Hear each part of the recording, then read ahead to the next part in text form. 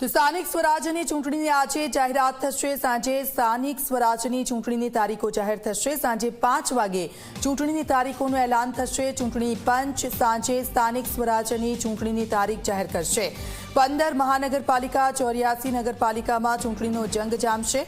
34 જિલ્લા પંચાયત 260 તાલુકા પંચાયતમાં ચૂંટણીનો જંગ જામશે।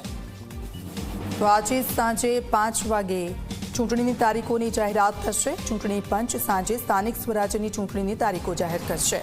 15 મહાનગરપાલિકા 84 નગરપાલિકામાં ચૂંટણીનો જંગ જામશે। 34 જિલ્લા પંચાયત 260 તાલુકા પંચાયતમાં ચૂંટણીનો જંગ જામશે।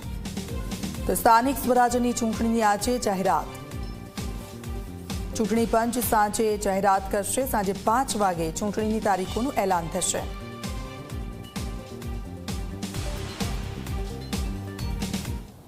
ચૂંટણી જાહેર થાય એટલે કોંગ્રેસ બધી જ રીતે તૈયાર છે। અમારી સંપૂર્ણ તૈયારીઓ અમે પહેલા જ કરી ચૂક્યા છીએ।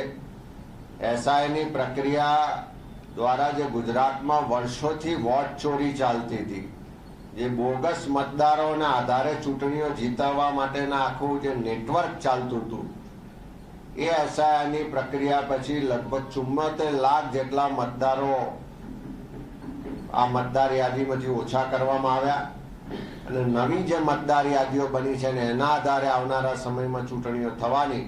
ત્યારે હું 100% વિશ્વાસ સાથે કહું છું કે અમારા કાર્યકરોએ જે મહેનત કરી છે, લોકોના પ્રશ્નો માટે જે અવાજ ઉઠાવ્યો છે, જે જનાક્રોશ યાત્રાના માધ્યમથી આખા ગુજરાતમાં અમે ભ્રમણ કર્યું ને લોકોના વચ્ચે જઈને સંવાદ કર્યો છે, એને હવે લોકો સારી રીતે ઓળખી ગયા છે ને આ સ્થાનિક સ્વરાજની ચૂંટણીઓ માટે લોકોએ પરિવર્તનનો શંખનાદ કરી દીધો છે અને એ પરિવર્તન માટેની લડાઈમાં કોંગ્રેસ પાર્ટી સંપૂર્ણ રીતે તૈયાર છે।